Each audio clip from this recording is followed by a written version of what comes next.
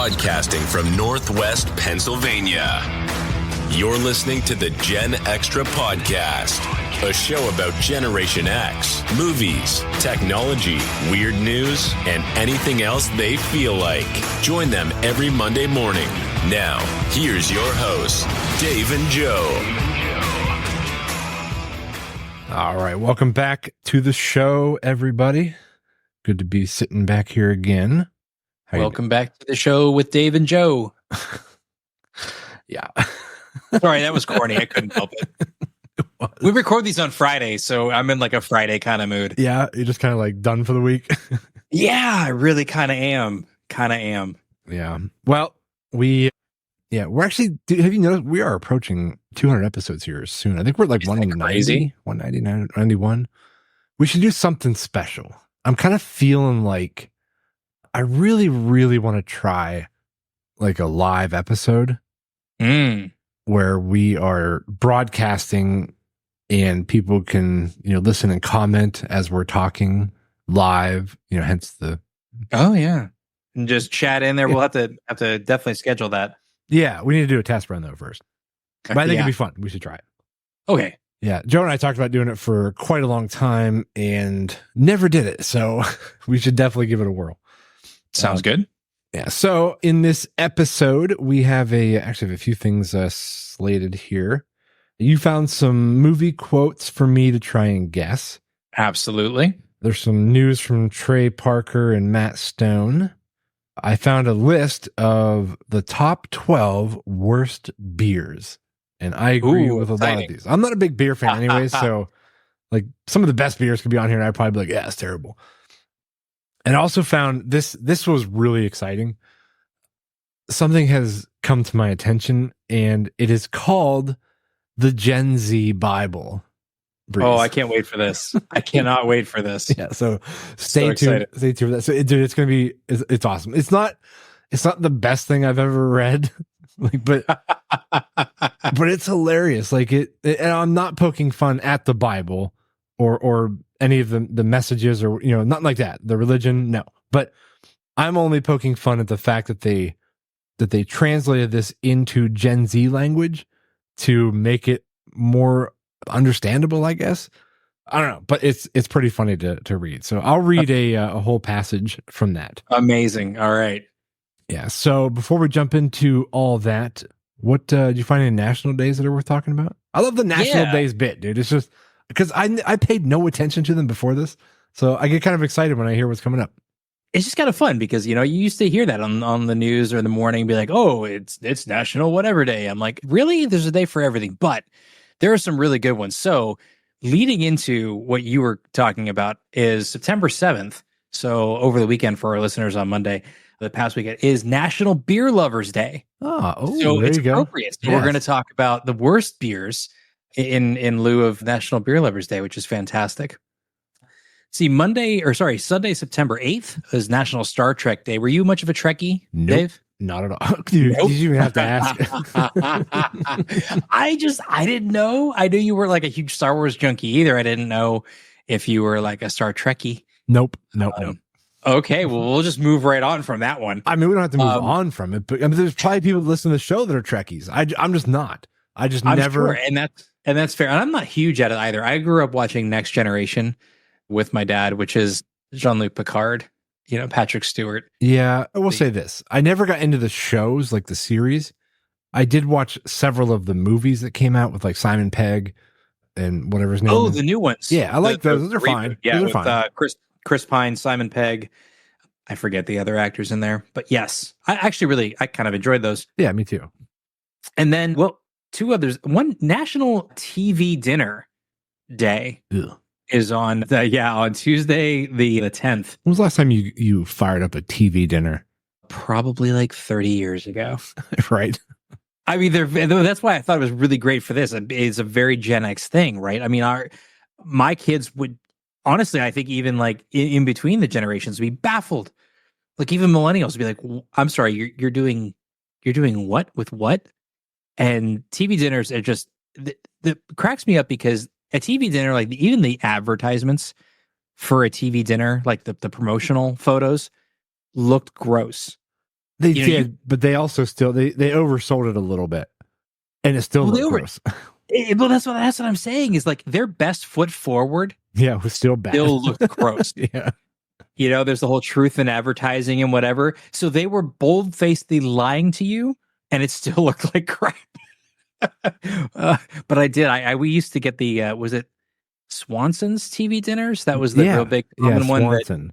Swanson's TV dinners and Salisbury steak. Yes, I was gonna say the Salisbury steak, dude. That was always Salisbury like a staple. Steak, yeah, and mashed potato. I think it just held up better to the freezing process. I don't know. It was less. I will say it wasn't bad. Like I could probably eat one right now. It wasn't horrible, but I guess in a pinch. Like I'm not just gonna go out and buy one and take it home for dinner. Like that's not. Can you even get one? That's the question. I'm sure you can. You have to. They probably never stop making them. Do you think they have a long like shelf life or freezer life? I mean, well, I don't think it's infinite though. No, I mean, not infinite, but I'm sure you can probably keep it in there for a year. Yeah, Banquet and Swanson still make. Oh, here we go. Banquet frozen Salisbury steak meal for $2.59 on Instacart. Wow, really? Might have to. Yeah, it's $2.60. Man, maybe I'll start eating those. Maybe I'll bring some down to your place. I'll show up and Carrie would be like, "What? What are you doing, Breeze? What are you doing? Keep them away." So much salt, so many calories. I'm sure very unhealthy. Yeah, definitely something we went to on Friday nights when I was growing up, though. Absolutely. And then National Video Games Day. I love this. What day is this? Yeah, exactly. That's the 12th. That's Thursday the 12th. All right, I know what we're doing. Yeah, right. I'll just take off work. We'll just do video games all day in honor. Be like, it's a national holiday. My hands are tied. I can't. Yeah, what am I supposed to do? Yeah, what else am I supposed to do? It's National Video Games Day. So I'm going to take off work and play video games all day. No, probably not, in case my boss is listening. Yeah. We'll wait till our typical 9:00 p.m. to start. Yes, that's it. Yeah, absolutely. But yes, that's how, and I think we talked about this on the show before, on my very first day. That's how you and I met, was playing video games online. Yeah, through our mutual friend Joe. Yeah, and so the rest was history. The rest was history. No, very, very. It's definitely the social outlet for me. It's like just jump online, play some video games with people. It is great. Yeah, we've mentioned that before, that the like little group of us that play together, we're all separated by hundreds of miles. Yeah, if not thousands, with Steve over in California.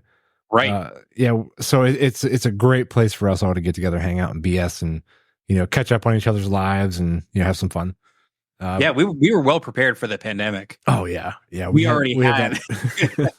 We're like, oh well, we can't go anywhere. Oh, I'm gonna go hang out with Dave, like I always do. Played so many video games and drank way too much. Well, I mean, the second half of that I think was true for many, many people across the world. Yeah, you're stuck at home. You're not allowed to do anything. Yeah, get drunk. Absolutely, get drunk. Yeah, that's the way of it. But those are the national days coming up. I think a lot of fun. Honestly, especially TV. Well, not TV dinner. I'm not getting a TV dinner on the 10th, but I'll probably play some video games on the 12th in honor of that.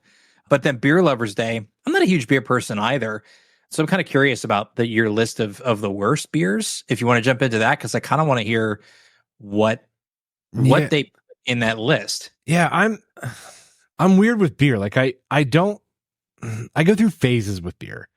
Like sometimes I enjoy like a light beer, like a Coors Light, Bud Light. Other times I really don't, and I want something like a little bit more flavorful, a little heavier, like some kind of an IPA.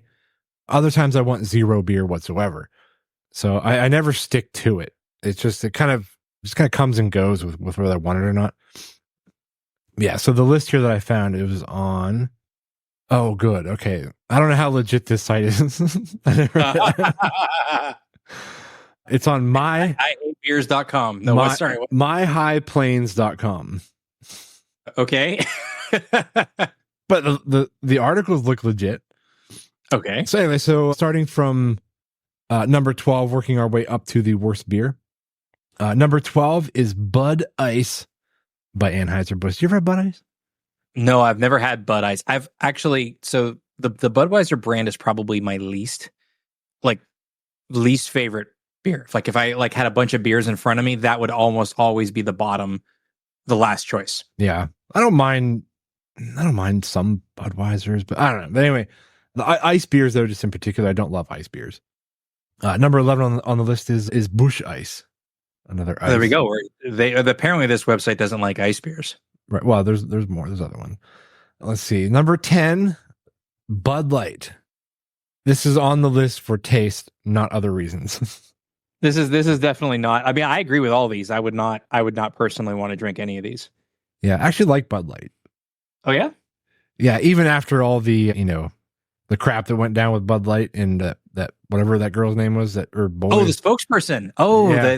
That's right. That was a Bud Light thing where like Anheuser-Busch lost like a huge. Oh yeah, they screwed up. Public opinion poll on that one. Yeah. I don't know. I don't put enough stock in celebrities who do anything. No, I mean, I just chalked it up to that was a bad PR move. They should not have done that. But at the same time, it's like, who cares?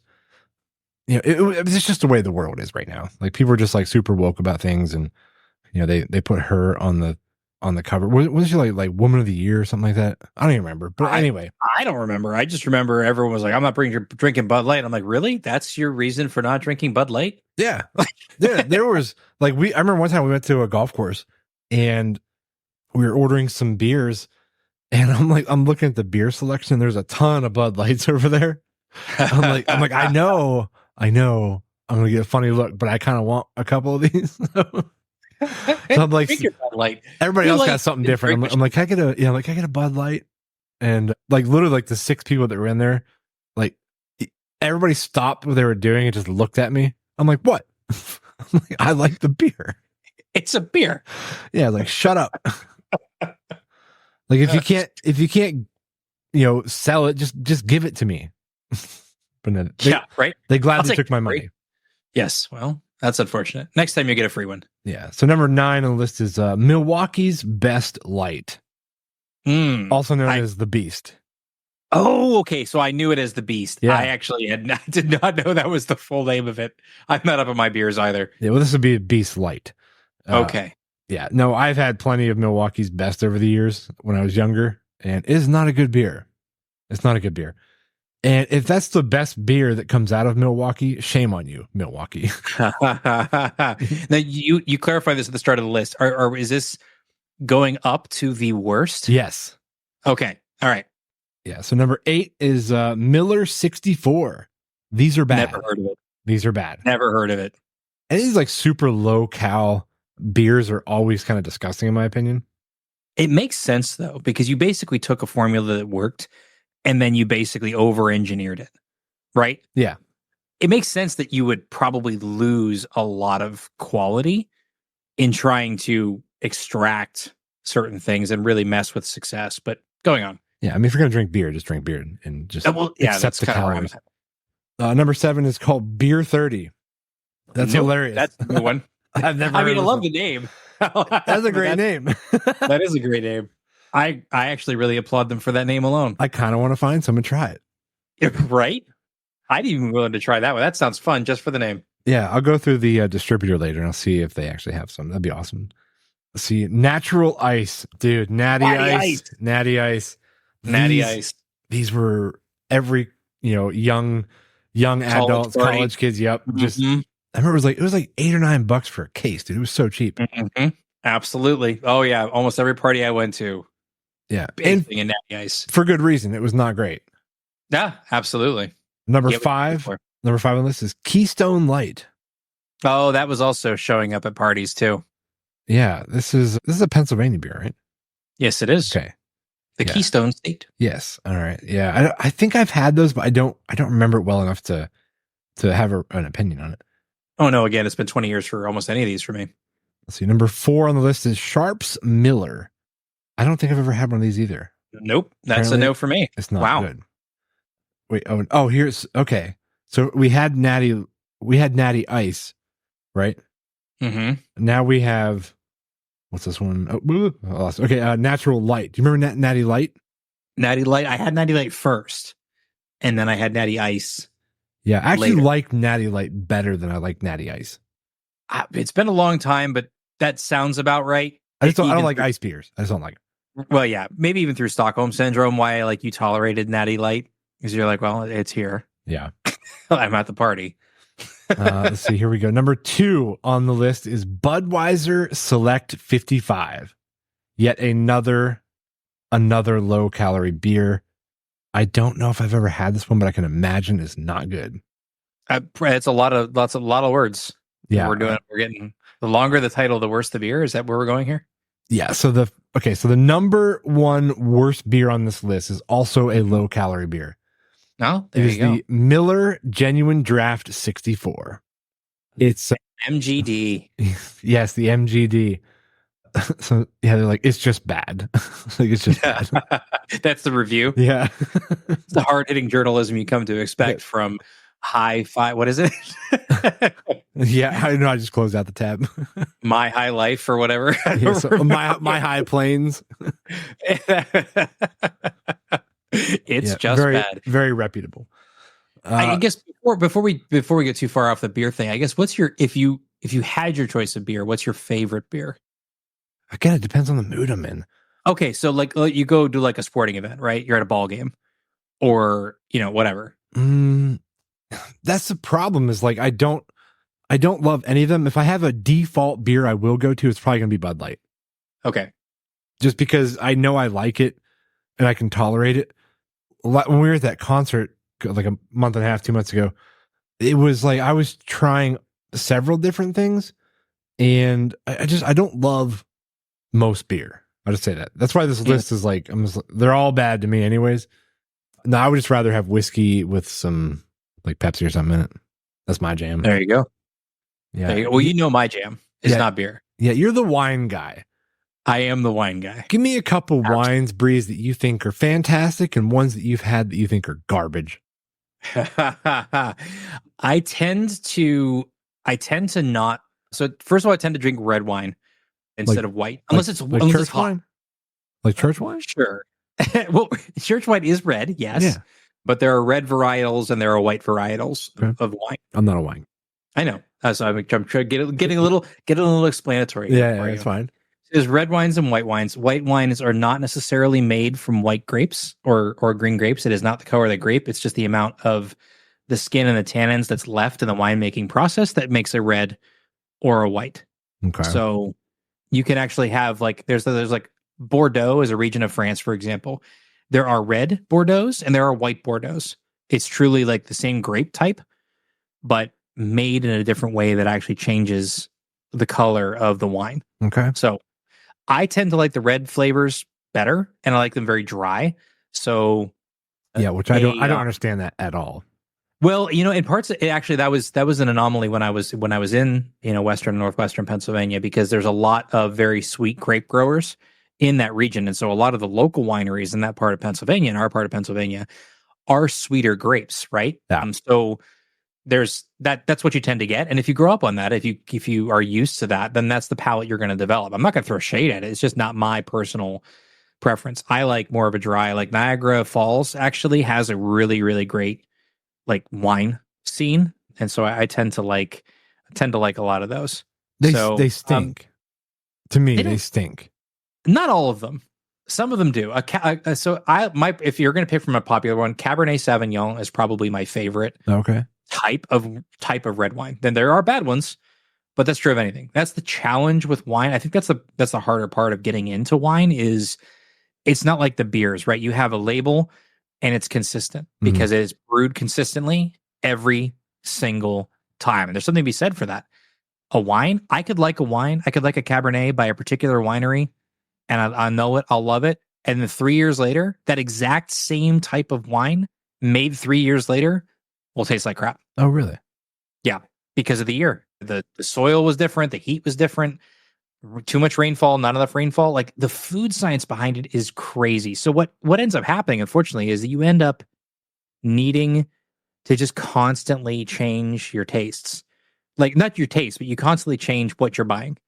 So every couple of years, we're like, well, let's try something new here. This looks pretty good. We'll look for something with like notes on it, right? When you're buying wine, I like to look at little index cards some stores will have and be like, we've tasted this. This is what it's going to taste like. And we like it, or it's not really our favorite or whatever. And so we'll start with those. And if we like those, then we'll start drinking a little bit more of that, get a few bottles of that. But there are some duds. There are definitely some duds. You get some and you're like, ooh, not going to buy this again. And we actually do have like a shared album, my wife and I, on wines we like. So if we're out, oh, absolutely. Because you just take a picture of the label, because I'm not going to remember. Right. So if you see me in the wine aisle in the grocery store, I'm literally bringing up my phone and I'm just paging through pictures of wine bottles and be like, oh, there it is. That one's good. Let's go buy that one. Yeah, that's a good idea. It's the only way to get to that I find to really remember what the heck to buy, because it's too confusing. You can't just be like, oh yeah, it's a Francis Coppola wine, which actually there is a wine label for Francis Ford Coppola. And it's very good generally, but like the Cabernet is better than the Pinot Noir from Coppola, in my opinion. I do. It sounds so snobby. No. I have a question though.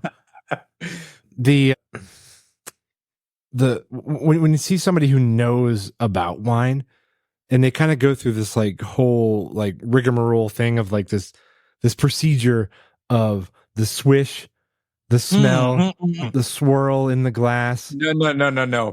No, it's keep going. I'm sorry to interrupt you. Well, that's just it though. So like, do you do that as a wine guy? No, my wife and I actually make fun of. We do it ironically, because we've known people and they're very hold the glass up and swirl it around. What are they looking for? They swirl it under their nose, and so that's almost more of like a quality control maneuver, like if you're a sommelier, somebody who's professionally buying wine for a restaurant and building a wine list, like that's your job. And so if you're analyzing it at that degree, that's not somebody who just bought a bottle of wine. That's somebody who is genuinely looking professionally. And this is in my opinion, but they're looking professionally to assess the quality of the wine. So when you swirl it, you're looking at how viscous it is. How much is it sticking to the glass, right? So you swirl it up and you kind of get that kind of vortex and it climbs up the side of the glass. And then as you stop swirling it, the wine trickles down back into the glass. So heavier wine is going to fall more slowly. Is a heavier wine better or worse? That's the wrong question, really. There actually is no better or worse. And that's why if you're looking at if someone pours you a glass of wine at the restaurant, me swirling it does nothing. I've already ordered the wine. It changes nothing. And it doesn't mean that it's bad. It doesn't mean that it's good. It means that certain flavors are going to probably take place. Like you're going to probably have some more tannins in there. It's going to be a slightly thicker on your palate. It's just going to taste different. It doesn't mean it's better or worse. I've had terrible wines that don't stick to the side of the glass. They're very thin. I've had terrible wines that are very thick and they slowly come down the side of the glass. It has no bearing on the quality. The other thing you'll hear is that sometimes when you stir it like that, you're like releasing the smells. Exactly. And that can be enjoyable. And so someone's going to do that and they're going to do it under their nose, not with their eyes. They hold it up to the light and they swirl it. That's just pretentious BS. Yeah. But if you're actually going to swirl it under your nose to get a bit of the scent, what's the phrase? Like smell is 60% of the flavor enjoyment. Like that's so true, especially with wine. So if you're going to smell something and really enjoy and appreciate the smell of the wine before you drink it, knock yourself out. That's great. I do that all the time. Yeah, I would totally smell it. Yeah. I love it. I love the smell of coffee. I don't even drink coffee. I will smell coffee. I love the smell of coffee. You don't drink coffee? Just can't drink it. No. About every 6 months, I try it again just to see if I've grown up and matured to actually like coffee like a real grown up. But I can't. The bitter is too bitter for me. Okay. Wow. I mean, I drink black coffee like a barbarian. Yeah, my wife does too. Black coffee. I think it's fantastic. I honestly wish I liked it because it's such a social experience to drink coffee. And I go to professional conferences and they all have free coffee, right? And everyone's drinking the free coffee, and I'm spending $2 or $3 to get a bottle of Diet Dr. Pepper. You can drink a smelly ass dry wine, but you can't suck down a nice cup of coffee. You know that face that Will Ferrell makes in Elf? Oh, yeah, when he drinks the coffee? Yeah. That's the face I make. I get it. And if you need to corroborate that, ask my wife. She finds it very amusing. She's like, here, try some coffee. Mainly because she wants to laugh at the stupid faces I make. Yeah, I guess it's one of those things. Like, I didn't used to drink black coffee. And just one day, my wife and I were like, let's maybe stop drinking, creamer in our coffee. And it took me like a little while to kind of get past it because I did not enjoy it at first. But it's like an IPA, or it's probably like a dry wine. Like you have to kind of get used to it. You have to acclimate. See, I don't like IPAs either. That's the other big difference, is that I cannot handle a super hoppy beer for the same reason. There's that bitterness to it that I don't really like. And I do find that coffee drinkers tend to like IPAs a bit more. I do enjoy an IPA, yeah. So yeah, so I think there's some parity there. I think that's something that I would have to go on like an actual acclimation program. Yeah. Like I would have to like, okay, I'm gonna, put up a chart and be like, okay, day 1, I'm gonna put like, 2 scoops of sugar. Yeah, you can wean yourself into it. Yeah. I think I would have to put myself on an actual program to start to like coffee. Yeah. Unquestionably. You probably would enjoy it if you doused it with like French vanilla creamer. Well, yeah, probably. But then, if I'm putting that much garbage in it, why am I drinking it? Like, maybe to start, like maybe that's the weaning. But like, I need a gateway coffee. Yeah, you do. All right, maybe that'll be my New Year's resolution for 2025. Yeah, Joe will learn to drink coffee like a big boy.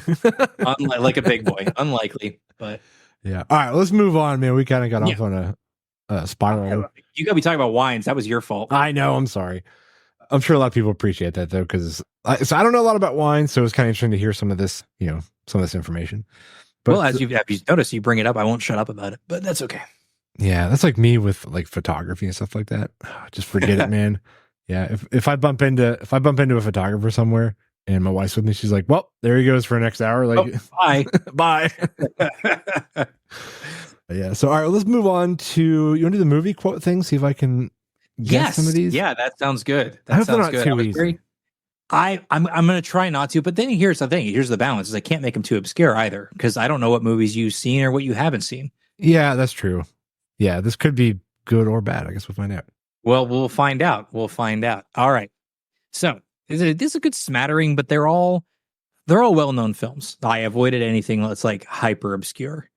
Although, admittedly, you may not have seen any of them. Maybe that'll bring up some conversation. So here we go. I'm going to give you the quote. I'm just going to read the quote to you in as flat a tone as possible to not give anything away. You name the movie. Okay. All right. You ready? Mm-hmm. I started thinking about Michael Jordan there. Are you ready? All right. In you? Gatorade. Is it in you? We should play the clip. Different show. All right. Life moves pretty fast. If you Ferris don't stop Bueller. to look around. Okay, nice. Wow. You're like, this is me with 80s music. You got this one. Nice job. All right. Don't cross the streams. Oh, these Ghostbusters. Okay, that was easy. That's softball. Warming you up. I do wish we could chat longer, but I'm having an old friend for dinner. Oh, is that Silence of the Lambs? Yes. Yeah. Good job. Yeah, Hannibal Lecter. Mm-hmm. Oh, this one's kind of a softball, but I'm going to do it anyway. If that plane leaves the ground and you're not with him, you'll regret it. Maybe not today, maybe not tomorrow, but soon and for the rest of your life. It's ringing no bells. Oh, well, maybe you've never seen Casablanca. No, I never saw that. Oh, well, that's okay. Sorry about that. I mean, we're going to run into those. Oh, yeah, we're going to hit those. I've never seen Casablanca. I've never seen the other one that was in kind of that era, very popular. Something about Gone with the Wind. Gone with the Wind. Yeah, never saw that either. Yeah, that's an old one. That doesn't hold. That's tonally probably not a great movie nowadays. There's a lot about in Gone with the Wind, but Casablanca, I don't know. I rewatch Casablanca for sure. All right, roads. Where we're going, we don't need roads. Oh boy, Back to the Future. Yes, absolutely. Another softball. Yeah, absolutely. The rug really tied the room together. Well, no idea, actually. No clue. Big Lebowski.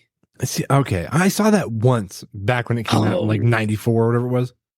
Yeah, I never.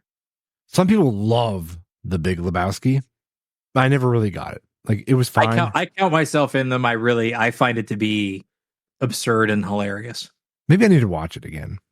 Sometimes when you watch something when you're 15, you take the movie differently when you're 35 or 40. Like things might just make more sense, or so. Yeah, maybe I should rewatch it again.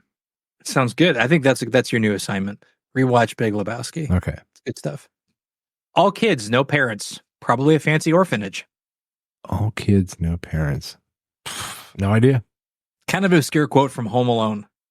Okay. It's in the beginning when Joe Pesci's the police officer and there's all the kids running around and he's like, excuse me, excuse me, your mom here? He's like, all kids, no parents. Must be a fancy orphanage. All right. Say hello to my little friend. Oh, Scarface. Everybody knows that one. Even if you haven't seen it like ever, you probably still know that one. I'm sorry, Dave. I'm afraid I can't do that. No idea. That is from 2001 Space Odyssey. That's the evil computer, Hal. I don't believe I've ever actually seen that movie. As someone named Dave, I feel like you should probably watch that one. I'm actually going to get this for the soundboard. Next time you try to tell me to do something, be like, I'm sorry, Dave. Afraid I can't do that. I love the smell of napalm in the morning. Oh, yeah, that's from, oh God, it's that war movie. Apocalypse Now? Close. Yep, okay. Absolutely. Well done. All right, a little more modern. You either die a hero or live long enough to see yourself become the villain. It sounds like, is that a superhero movie? It is. I'm going to say Spider-Man. Close. It's Batman. It's okay. Dark Knight. All right. Yeah. I'll give you half point for that one. Get busy living or get busy dying. That's a song. It's also a movie line said in a very, very deep, sultry voice. Oh my God. It's kind of ringing a bell, but I can't think of what it is. Gotta get busy living or get busy dying. That would be Morgan Freeman's line from Shawshank Redemption. Oh, okay. Yeah. You know that movie that I don't know when it was made? That one. Yeah. I've seen that movie so many times too. I actually like that quote a lot. If you'd have done it in your best Morgan Freeman voice, I might have got it. Oh, no, you don't want to know. I don't have a good Morgan Freeman voice. Yeah. How would he even do that? I can't even do it now. Hey, Sonny, this is Morgan Freeman. No, I can't do it. Yeah. All right. I can do Gilbert Gottfried. I'm not going to do that, but you can't do Morgan Freeman. I could do all these in a Gilbert Gottfried voice, and then that would be really weird. All right. If you let my daughter go now, that'll be the end of it. I will not look for you. I will not pursue you. Oh, the Taken with the Liam Neeson. The Liam Neeson. He has a the in front of his name. He's so awesome. Are you not entertained? Oh, Gladiator. Yep. Nobody put. You see, they're making a second one, right? So I saw the preview for that, and it looks pretty good. I think we talked about this actually. Maybe we did. I'm excited. We did. We talked about it because it's a direct sequel. Yeah, and I'm excited for it. I really, really am. So I'm going to go see that in the theater. And then the last one, Nobody Puts Baby in a Corner. Oh, come on, man! It's Dirty Dancing. Okay, just making sure. Making sure you knew. Yeah, you did really well on that one. Those are really like a lot of those were very iconic quotes. Well, I wanted to stick to iconic stuff just to make sure that you were still alive. Is really what it came down to, you know? Yeah. But you really should watch Lebowski again. It's that absurdist humor, right? I think it's in the vein of like, I don't want to equate this to anyone and piss anyone off, but like that whole genre of like, let's say Ron Burgundy, like the Will Ferrell kind of stuff where it's absurd. It's absurd to the point that it's funny, except for it's played a little bit straighter, right? It's not played as ironically. Great cast though. Is it Jeff Bridges? Yeah. Yes. Really, really phenomenal. I don't know. I'm actually gonna go rewatch it now, just even talking about it. I find that movie to be so enjoyable. There's it's very quotable too when it comes down to it. What was the other guy that's in it? The guy that played Dan Connor. Oh my gosh, I'm forgetting the actor's name. He was Fred Flintstone in the Flintstones live action. Oh my God. Like Google quick. I'm not even. Yeah, I should. I wasn't even. It'll come to me. It'll hit me as we're talking. We should keep the flow of the show though. So yeah. I'll look that up. And you keep us on the next topic. All right. So I'm going to save the Gen Z Bible Dan Goodman. for Dan Goodman. Dan Goodman. Yes. Sorry, it hit me. Yeah. Oh, did you see? What was it called? Like 12 Cloverfield Lane or whatever it was, whatever the address was. The movie. I did not. He was in that.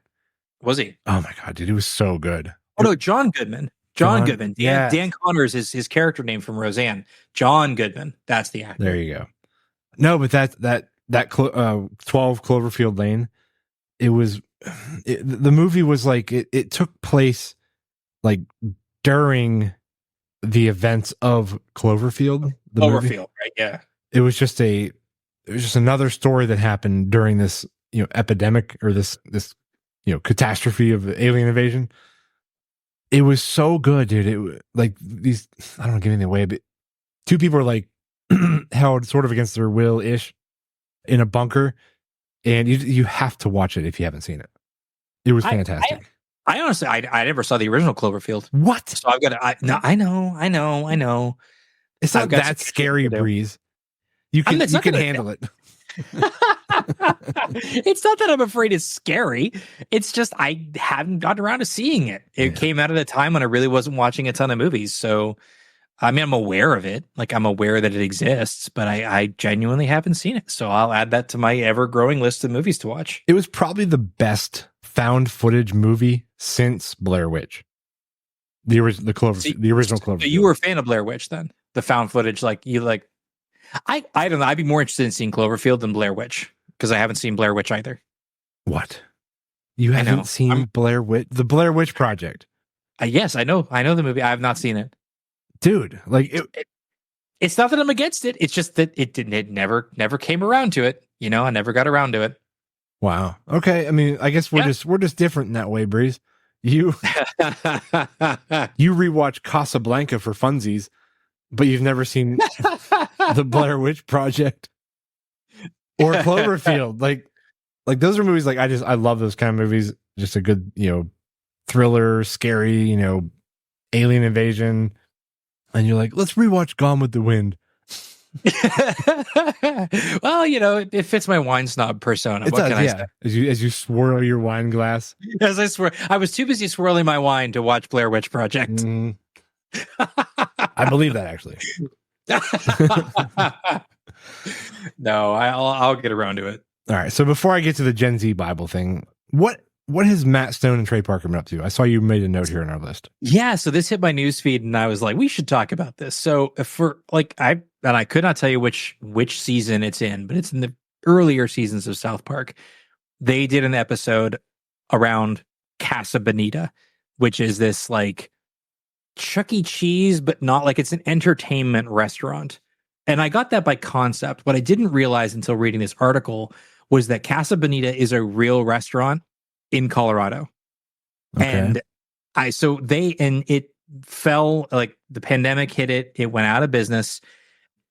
And now Matt Stone and Trey Parker, the creators of South Park, have purchased the original Casa Bonita and are remodeling it and bringing it back up to code. And they're going to reopen the actual Casa Bonita in Colorado. Yes, this unlikely tourist destination, once Colorado's most visited, was closed for good during the pandemic, the article reads. This is in Variety. Rather than see their happy place destroyed, the South Park duo stepped in. Yeah, he said it was like buying Disneyland, says Trey Parker. So what exactly, what is this place? Let me read. Okay, here we go. Folks who never heard of Casa Bonita, half the fun comes from discovering the low quality, medium concept, high kitsch. I'm not familiar with that term. Fantasyland. It's a esoteric, old timey Mexican restaurant conceived with imagination and bad taste, says the article.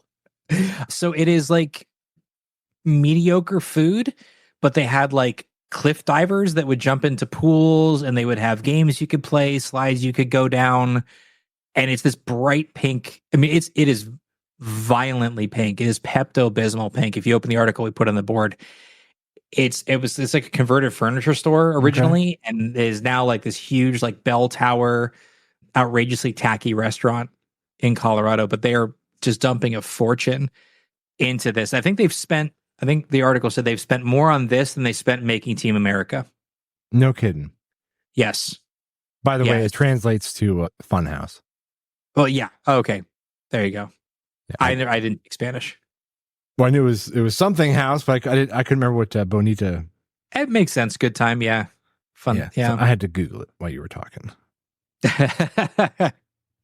He said Trey Parker was quoted as saying, when he went in, it took a familiar smell, which he describes as chlorine and beans. Chlorine and beans. Okay. Yeah. This is, they're spending $6.5 million to renovate this and bring it back to its glory days. Wow. I just thought it was really kind of funny. Oh my gosh. They're making a docu-film on it. Oh, of the process. Yeah. Oh, that's kind of cool. Yeah. Casa Bonita Mi Amor. And it's going to be released to other cities September 13th. So it's coming out. Nice. It's coming up soon. It'll make it to Paramount Plus later in the fall. So if you want to watch this footage, watch this little documentary on this to see how they're making it. This is it. It would be kind of weird. I used to like that part of South Park. I haven't watched it in years, but I do remember some of those classic episodes. Some of the first 5 or 6 seasons were really great, really entertaining to me. Yeah, same here. I watched it early on, but I haven't watched it in, probably 10. No, and it's still going. Years. I mean, that's, think about that. Yeah. Yeah, good for them. Some of these shows just keep on going. It's crazy. All right. Well, good for them. I don't think I'll probably ever visit it, but nope. I wish them the best. So, all right, you ready for the last bit here? Absolutely. Okay, I figured before I read this Gen Z translated passage from the Bible. Yeah, you guys set the tone. I gotta set the tone.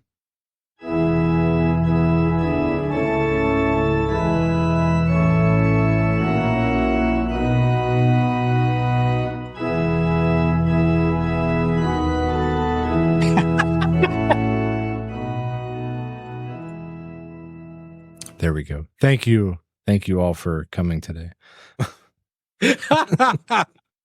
Yeah, we have a passage from Samuel. I don't know. I gotta stop doing that. This is the story of David and Goliath. Okay, we all know the story.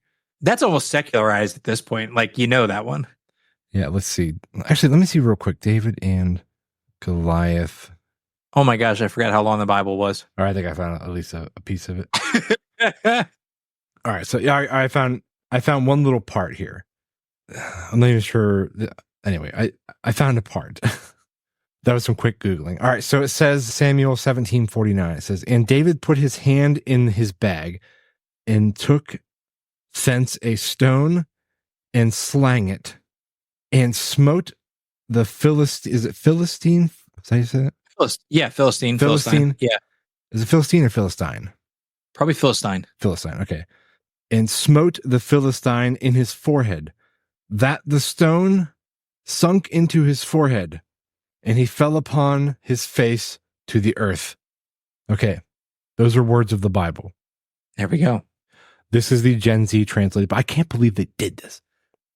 Are Gen Zs that stupid that they have to have it translated to their Gen Z language, or was this done ironically, or was this done to actually reach Gen Zers with the Bible?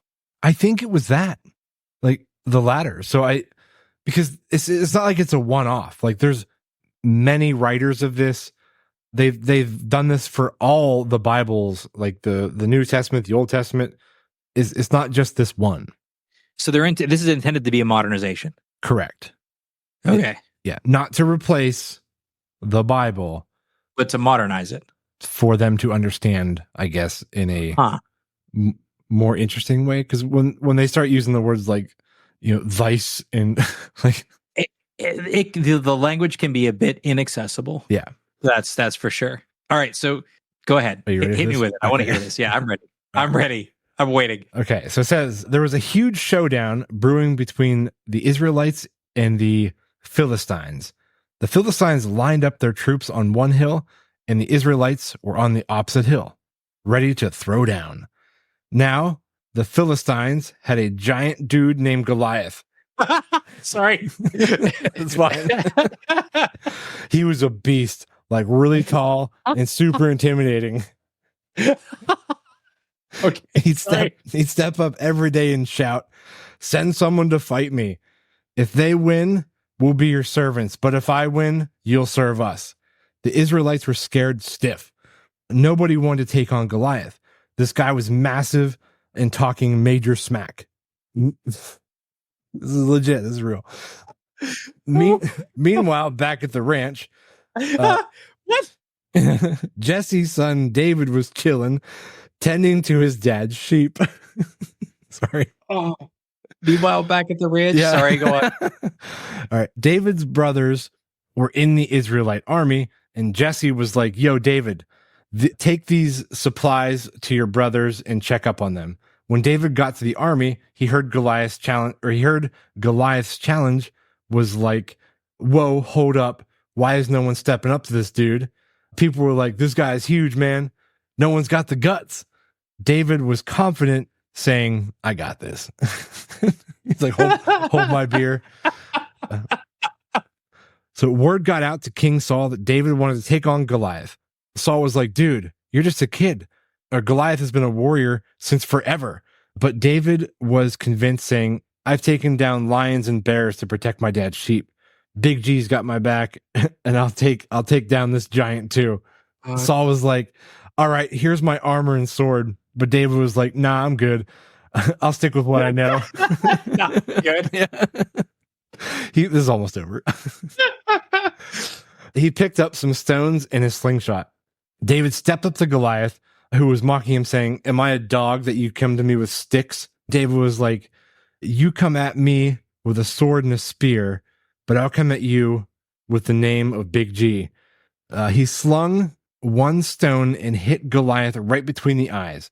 Goliath dropped like a ton of bricks, and David finished the job, cutting off Goliath's head with his own sword. The Philistines freaked out and ran off, and the Israelites chased them down. David's courage and trust in Big G took down the giant, showing everyone that with faith and determination, even the biggest challenges can be overcome. Well, look how it's straightforward with the moral and what you're supposed to take. Yeah, the morals. I kind of appreciate that, because it's like, I remember when I was in Sunday school, and it's like, oh, what do you think the meaning is here? I don't know. I don't know half the words you just said. So I do appreciate the fact that it's just like, this is what the story is about. Actually, I don't hate it. I don't hate it that much. I don't hate it at all. I think it's amazing.